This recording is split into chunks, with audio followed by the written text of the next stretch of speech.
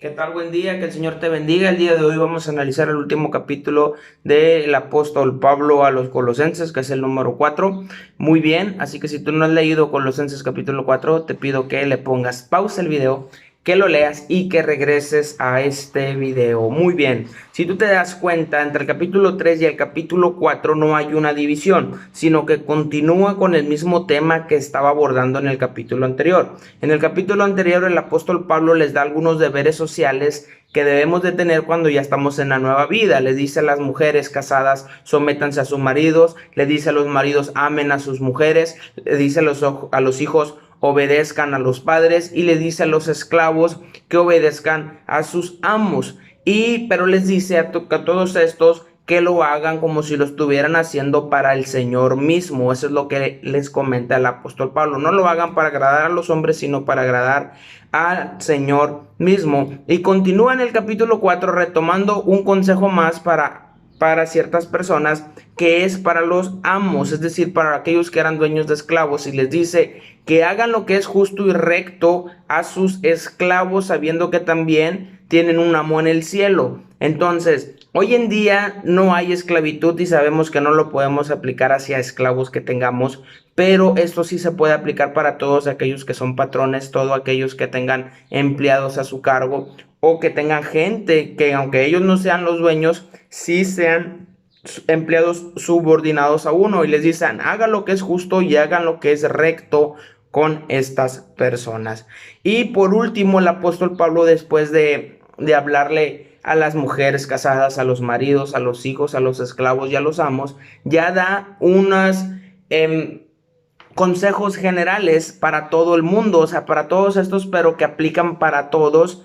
Y les dice a partir del capítulo, del versículo 2, perseverar en la oración, velando en ella con acción de gracias, orando también al mismo tiempo por nosotros, para que el Señor nos abra puertas para la palabra, a fin de dar a conocer el misterio de Cristo, por el cual también estoy preso.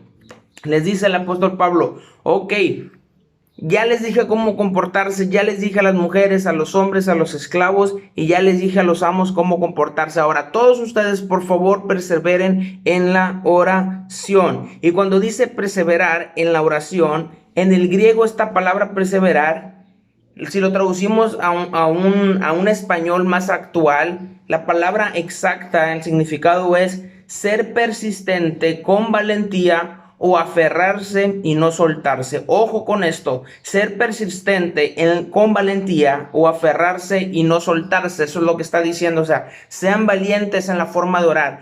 Aférrense a la oración, siempre estén orando. Y les dice, velando con acción de gracias. ¿Qué significa velando? Velando obviamente significa sin dormirse, pero no les está diciendo, no se duerman en la oración, no está hablando de eso. Está diciendo más bien, estén atentos, estén alertas para que sepan qué es lo que deben de orar, cómo deben de orar, cuáles son las peticiones o necesidades específicas por las cuales tenemos que orar. Así que nos está diciendo el apóstol Pablo, aunque se lo dice a los colosenses, nos aplica a nosotros. Perseveren en la oración siempre, sean persistentes con valentía, aférrense y no se suelten de la oración, velen con toda acción de gracias, es decir, manténganse despiertos, estén alertas, sepan qué es lo que deben de orar, cuándo deben de orar, por qué necesidad específica deben de orar, en qué momento, por quiénes tienen que orar. A eso se refiere con velando con acción de gracias, con velando, la palabra velando.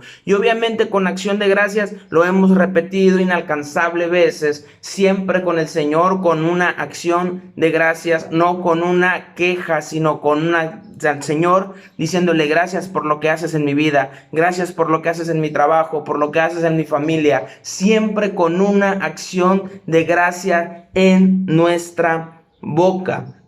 Nos vamos al versículo 5, dice, andad sabiamente para con los de afuera, redimiendo el tiempo, sea vuestra palabra siempre con gracia, sazonada con sal, para que sepáis cómo debéis responder cada uno. Muy bien.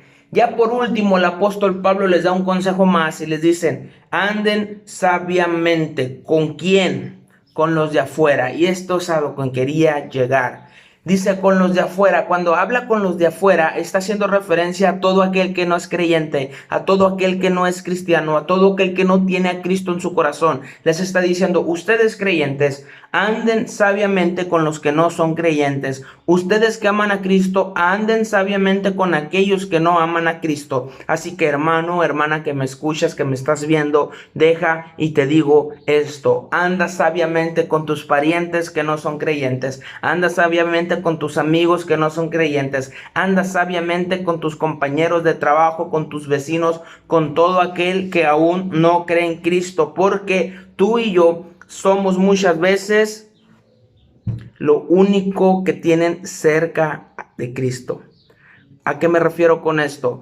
Que viendo tu testimonio, viendo mi testimonio, el vecino, el amigo, el pariente, el familiar que no tiene a Cristo, por nuestro testimonio, porque andamos sabiamente, es que se pueden acercar a Cristo. Y les dice, específicamente les habla de la palabra. Cuando les habla de la palabra, les está hablando de la manera en la que tienen que hablar. Y les dice, sea vuestra palabra siempre con gracia. Si tu amigo, tu pariente, familiar, tu conocido, compañero de trabajo que sabe que eres cristiano, si tú siempre estás con una queja en tu boca, si tú siempre estás igual que ellos quejándose, ellos nunca se van a convertir por tu testimonio. El Señor los puede tocar de otra manera, pero no por tu palabra. ¿Por qué? Porque tú no estás hablando con acción de gracias, tú estás hablando con puras quejas. Así que tenemos que ser sabios en la manera en la que hablamos.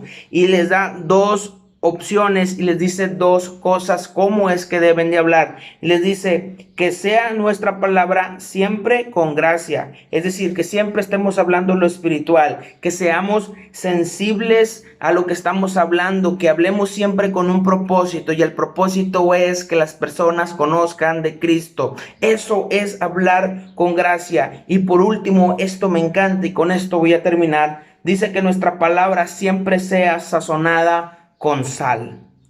¿A qué se refiere con esto? Vean la importancia de la sal. La sal no solo sirve para sazonar, para que den sabor, porque siempre decimos, cuando nosotros somos la sal de la tierra es que nosotros le damos sabor a la tierra. Ok, aparte de dar sabor, la sal tiene otro propósito y se utilizaba mucho para esto en aquel momento en el que el apóstol Pablo escribe esta carta. Y es que la sal, hermanos, no solamente da sabor, sino que también previene la corrupción. ¿A qué se refiere esto con la corrupción? Cuando un alimento, acuérdense que en ese momento no había neveras, no había refrigeradores, no había freezers, no había nada de eso. Si querían que una sal, que una carne durara mucho tiempo, la tenían que bañar en sal y le echaban mucha sal y detenían la pudrición en la carne, detenían el estado de descomposición, es decir, hacían que se tardara más tiempo. Entonces prevenían la corrupción. Así sea nosotros también en nuestra manera de hablar. Estamos en un mundo corrompido, estamos en un mundo lleno de pecado, estamos en un mundo donde la corrupción va en aumento, y por corrupción hablo de todo aquello que es malo.